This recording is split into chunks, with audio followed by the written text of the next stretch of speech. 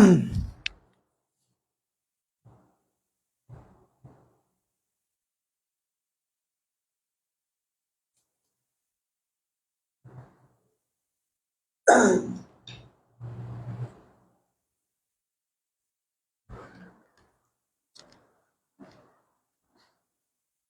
আলাইকুম প্রিয় HSC 2025 batch এবং তোমরা যারা 26 ব্যাচের শিক্ষার্থী আছো, তোমাদের জন্য আজকে আমরা হাজির হয়েছি আমাদের ইংলিশ সেকেন্ড পেপারের আরেকটি গুরুত্বপূর্ণ ক্লাস নিয়ে। সো আজকের এই ক্লাসটিতে আমরা গত ক্লাসে যে শিখেছিলাম কমপ্লিটিং সেন্টেন্স, সো যারা একেবারেই কমপ্লিটিং সেন্টেন্স পারো না এবং কোনোভাবেই কমপ্লিটিং সেন্টেন্সে তোমরা নাম্বার উঠাতে পারো না, তোমাদের জন্য আমরা আয়োজন করেছিলাম কীভাবে খুব সহজেই আমরা কোনো ইংরেজির অর্থ না জেনেও কীভাবে আমরা খুব সহজে সুন্দরভাবে কমপ্লিটিং সেন্টেন্সের উত্তর করে দিয়ে আসতে পারি।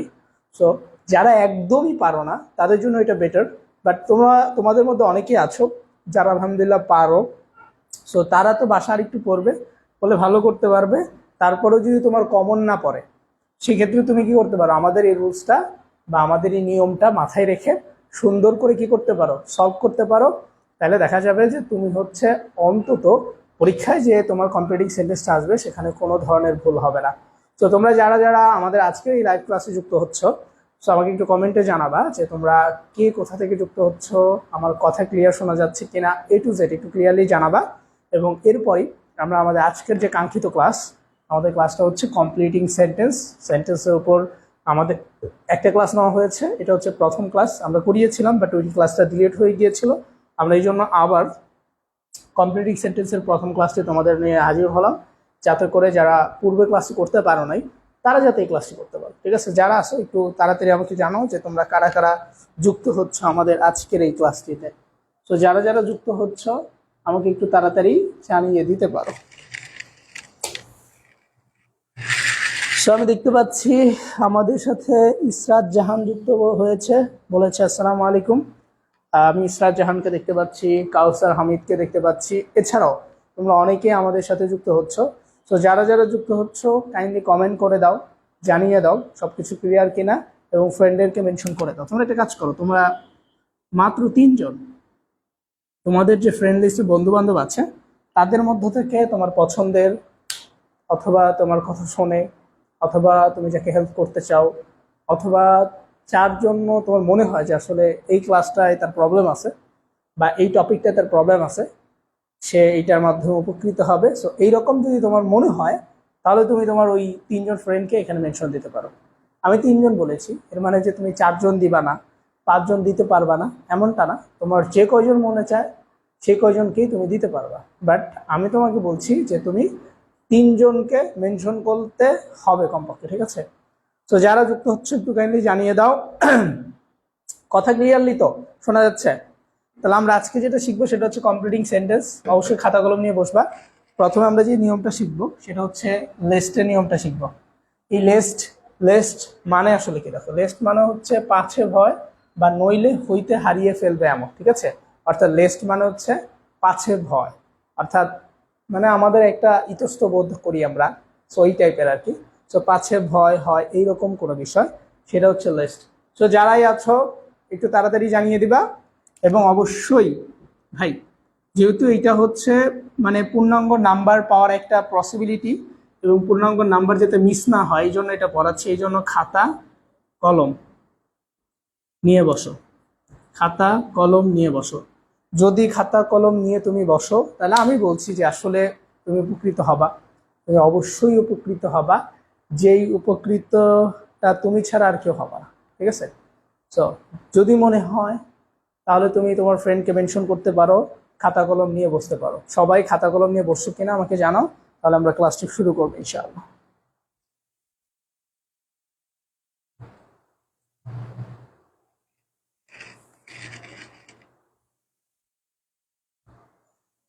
তাহলে আমাদের সবকিছু মোটামুটি ক্লিয়ার আছে যেটা আমরা শুনতে পারছি। তাহলে আমরা ক্লাসটি শুরু করি ইনশাআল্লাহ। ঠিক আছে, আচ্ছা দেখো, তাহলে আমরা প্রথমে যে ব্যাপারটা শিখবো সেটা হচ্ছে লেস্টের ব্যাপারটা শিখবো। সো লেস্ট মানে কি এটা আমরা অলরেডি জেনে গেছি। তো তুমি দেখবা তুমি যখন কমপ্লিটিং সেন্টেন্স করবা তখন তোমার পরীক্ষায় লিস্টের ব্যবহারটা আসবে। যখন লিস্টের ব্যবহারটা তোমার পরীক্ষা আসবে তখন অ্যাকচুয়ালি তুমি উত্তরটা কিভাবে লিখবে। যারা একদমই পারো না, যারা পারো তারা তো পারোই, যারা একদমই পারো না তারা হচ্ছে এই রুলসটা মনে রাখো।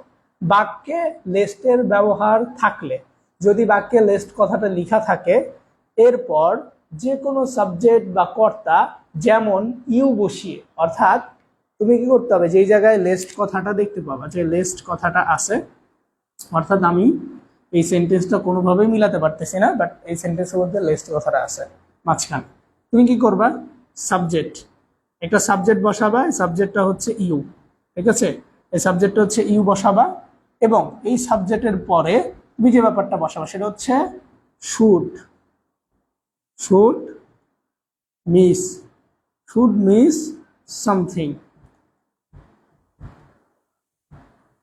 ঠিক আছে। অর্থাৎ যখন আমার মাথায় কোনোভাবেই আমি সেন্টেন্সের অর্থ মিলাতে পারতেছি না, সেন্টেন্স মনে পড়তেছে না, এইরকম কোনো যদি প্রবলেম হয়, তাহলে আমি কি করব, আমি মাস্ট প্রথমে যে কাজটা করব সেটা হচ্ছে একটা সাবজেক্ট বসাবো গ্যাপের মধ্যে, সেটা হচ্ছে ইউ, তারপর আমি এই কথাটা লিখবো, you should miss the something, you should miss something, ঠিক আছে, ইউ শুড মিস সামথিং, এতটুকু জাস্ট বসালেই তোমার অ্যান্সারটা হয়ে যাবে। বুঝতে পারছো কারা কারা, জানো, এটা লিখে ফেলো, লিখে তারপর জানো এভাবে লিখবা, লেস্ট, যেখানে লিখবো যে লেস্ট যেখানে ইউ শুড মিসড সেখানে,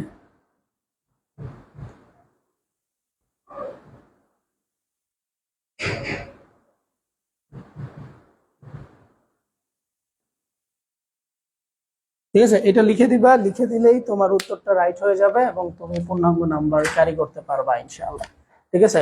তো যারাই আসো একটু তাড়াতাড়ি জানিয়ে দাও এভাবে লিখছো কিনা। তাহলে লেস্ট কথাটা যেখানে দেখবো আমরা, লেস্ট যেখানে ইউ শুড মিস সামথিং সেখানে, অর্থাৎ যেখানে আমরা লেস্ট কথাটা দেখব সেখানে আমরা এই কথাটা বসাই দেবো, ইউ শুড মিস সামথিং, ঠিক আছে। আমি আবারও বলতেছি, যারা একদমই পারো না, কোনোভাবেই সঠিক উত্তর লিখতে পারো না, তারা হলো এই ব্যাপারটা ফলো করবা, তারা কি করবা, এই ব্যাপারটা ফলো করবা, তাহলে তোমার অন্তত পরীক্ষায় নম্বর মিস হবে না, ঠিক আছে। আর যারা ভালো পারো ইংরেজি তারা তো পারোই, তাই না, তো যারা ভালো পারো তারা তো পারোই, বাট যারা একদমই পারো না তারা এটা হচ্ছে কি করবা, এটা হচ্ছে ইউজ করবা, লেখা শেষ হইলে ডান লিখো, লেখা শেষ হইলে ডান লিখো।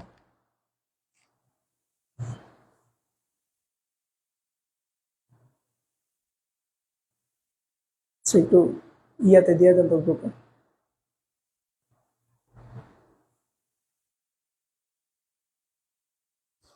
লেখা শেষ হইলে ডান দিবা।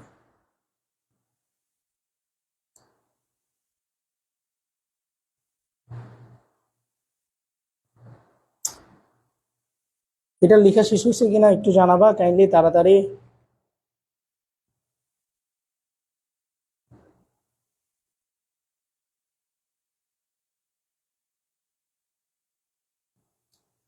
যারা যারা লিখছো কমেন্টে জানাও, দেন আমি মুছে দিব, বুঝতে পারছো, একটু তাড়াতাড়ি জানাও, তোমাদের লিখার জন্য আমি টাইম দিয়েছি। সো তো লিখা শেষ হইলে আমি হচ্ছে এটা মুছে দিব, বলো যে ভাইয়া লিখা শেষ হয়েছে ডান, তাহলে আমি হচ্ছে এটা মুছে দিব। আমি আবারও বলতেছি, লিখা শেষ হইলে এটা আমি মুছে দিব, এই জন্য তোমাদেরকে বলছি যে তোমরা ডান লিখো।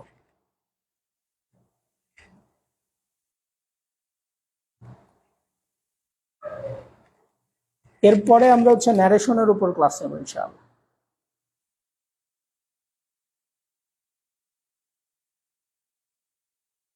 আমরা এটা শেষ করলে ন্যারেশনের উপর ক্লাস নেব ইনশাআল্লাহ, ঠিক আছে।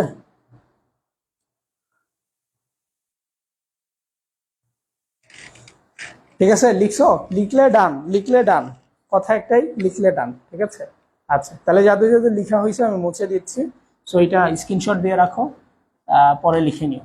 আর এটা তো এখানে স্লাইড আকারে আছে, আর যারা তোমাদের ফ্রেন্ডদেরকে মেনশন দিবা তাদেরকে পিডিএফ দেওয়া হবে, ঠিক আছে। তাহলে আমরা একটা এক্সাম্পল দেখি, রান ফার্স্ট লেস্ট ইউ, দেখো রান ফার্স্ট লেস্ট ইউ, এটাকে কেউ লেস্ট বলে কেউ লিস্ট বলে, তো একটা বললেই হয়েছে, সমস্যা নেই। Run first lest you dash, দ্রুত দৌড়াও নাইলে তুমি কি করবা, তুমি যদি দ্রুত না দৌড়াও তাহলে তুমি কি করবা, শুড মিস সামথিং। এর অর্থ হচ্ছে যে তুমি যদি দ্রুত না দৌড়াও তাহলে অবশ্যই তুমি কোনো কিছু মিস করে ফেলবা। কথা কিন্তু সত্য, মিলে গেছে, ঠিক আছে। অর্থাৎ তুমি যদি দ্রুত দৌড়াও, না দৌড়াও, তাহলে তুমি কি করবা, অবশ্যই কোনো কিছু মিস করে ফেলবা। তাহলে আমাদের এখানে উত্তর কি হবে, শুড মিস সামথিং। সবাই কমেন্টে বলো তো উত্তরটা কি হবে। সবাই আমাকে একটু কমেন্টে জানাও যে আসলে উত্তরটা কি হবে, ঠিক আছে। সবাই আমাকে একটু কমেন্টে জানাও যে উত্তরটা আসলে কি হবে। তাড়াতাড়ি জানিয়ে দাও যে আসলে উত্তরটা কি হতে পারে বা কি হবে।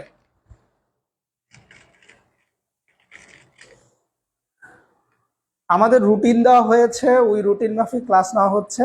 সো আইসিটি ক্লাসের রুটিন যেদিন দেওয়া হয়েছে ওই দিনই আইসিটি ক্লাস নেওয়া হবে, ঠিক আছে। এটা নিয়ে প্যারার কোনো কিছু নাই, যেদিন ক্লাসের রুটিন দেওয়া হয়েছে ওই দিনই আইসিটি ক্লাস হবে। আচ্ছা, রুবি বলেছে আসসালামু আলাইকুম স্যার। ওয়ালাইকুম আসসালাম। আবার সে বলেছে ভাইয়া দেরি হয়ে গেল, সমস্যা নাই, এখন থেকে দেখো, ঠিক আছে। যেটা বলতেছি মনোযোগ সহকার। তাহলে এখানে উত্তর কি হবে, কমেন্টে জানাও রে ভাই, যারা ক্লাস করতেছো কমেন্টে জানাও ক্লাস কখন শুরু হয়েছে। আমি তো নোটিফিকেশন পাই নাই। নোটিফিকেশন পাওয়ার জন্য এই যে লাইভটা হচ্ছে, এই লাইভে হচ্ছে, তোমরা নোটিফিকেশন বারটা অন করে রাখো, তাইলে পাবা। মোহাম্মদ হারুনুর রশিদ বলেছে শুড মিস সামথিং। হ্যাঁ ঠিক আছে, তাহলে এটা হবে শুড মিস সামথিং। তাহলে উত্তর কি হবে, run fast lest you should miss something. এটা হবে দ্রুত দৌড়াও, নাইলে তুমি কি কিছু হারিয়ে ফেলবে, যেটাকে আমি অলরেডি একবার বলে দিছি। দেন টেক ইট লেস্ট ইহা নাও, নাইলে অনেক কিছু তুমি হারিয়ে ফেলবা, ঠিক আছে। তাহলে take it lest you miss something, ঠিক আছে। আচ্ছা, তারপরে গো স্লো লেস্ট, ধীরে ধীরে চলো, নাইলে হয়তো তুমি অনেক কিছু হারিয়ে ফেলবে, ঠিক আছে। অর্থাৎ আমরা অনেক সময় দেখা যায় আমরা অনেক বেশি জোরে জোরে দৌড়াই। সো জোরে জোরে দৌড়াইলে দেখা যায় যে অনেক কিছু আমরা হারিয়ে ফেলতে পারি। তাহলে আমাদের ওইটা শেষ হইলো, এখন আমরা সো দ্যাটের ব্যবহারটা শিখবো। আর আমি এখানে যেই কয়টা শেখাচ্ছি এর বাহির থেকে কমপ্লিটিং সেন্টেন্স আসবে না ইনশাল্লাহ, ঠিক আছে। আমি এখানে যে কয়টা শেখাচ্ছি এর বাহির থেকে আসবে না, এই জন্য পূর্বের যে ক্লাসটা হয়েছে ওই ক্লাসটা এবং এই ক্লাসটা, দুইটা ক্লাসই তোমাদের মনোযোগ সহকারে করতে হবে, যাতে করে তোমরা সুন্দরভাবে অ্যান্সার করতে পারো, ঠিক আছে।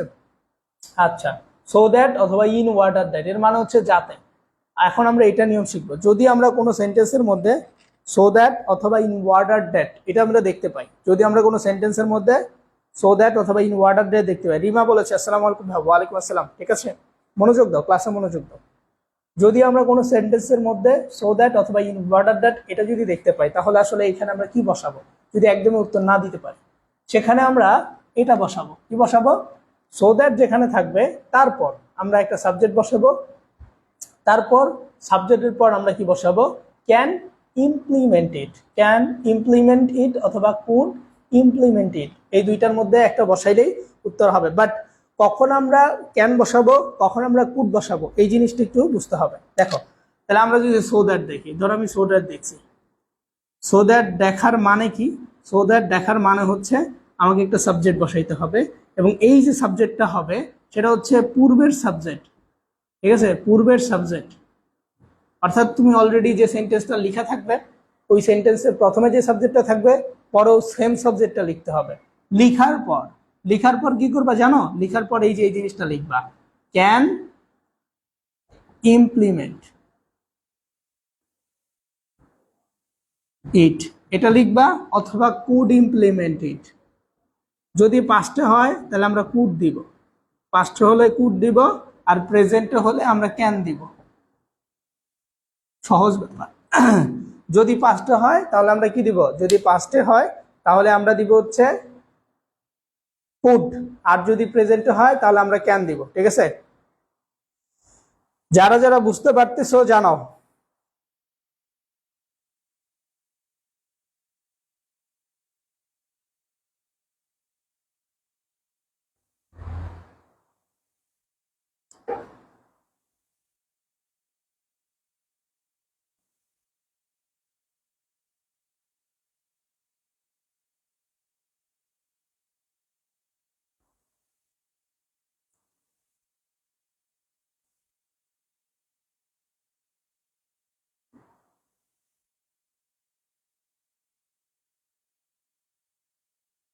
ঠিক আছে,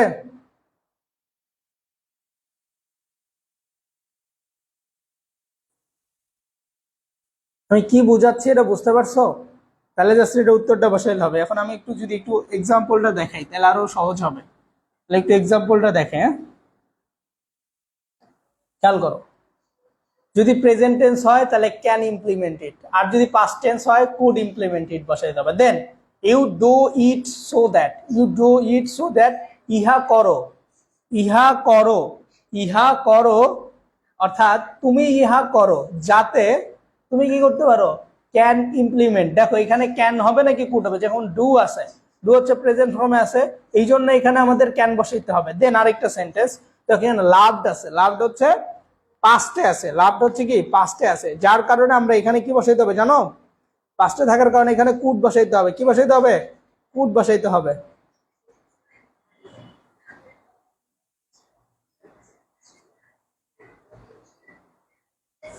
পাস্টে থাকার কারণে আমরা এখানে কুড বসাবো, আর প্রেজেন্টে থাকার কারণে আমরা এখানে ক্যান বসাবো, ঠিক আছে।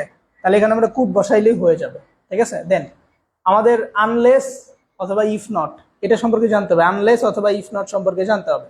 যদি আমরা কোনো সেন্টেন্সে আনলেস দেখি অথবা ইফ নট দেখি, এই দুইটার মানেই হচ্ছে যদি না। দুইটার মানে কি, যদি না। যদি এইরকম আমরা দেখতে পাই তাহলে আমরা এটা বসাবো, will not overcome, will not overcome, will not overcome, এটা বসাইলেই আমাদের উত্তর হয়ে যাবে। তাহলে খেয়াল করো, শুরুতে থাকলে উইল নট ওভারকাম, আর যদি মাঝখানে থাকে তাহলে আমরা এটা ব্যবহার করব ডু ইট, ঠিক আছে। যদি আনলেসটা শুরুতে থাকে তাহলে উইল নট ওভারকাম, আর যদি আনলেসটা মাঝখানে থাকে তাহলে আমরা ডু ইট বসাবো। কি বসাবো, ডু ইট, ডু ইট বসাবো। যদি মাঝখানে থাকে তাহলে আমরা ডু ইট বসাবো,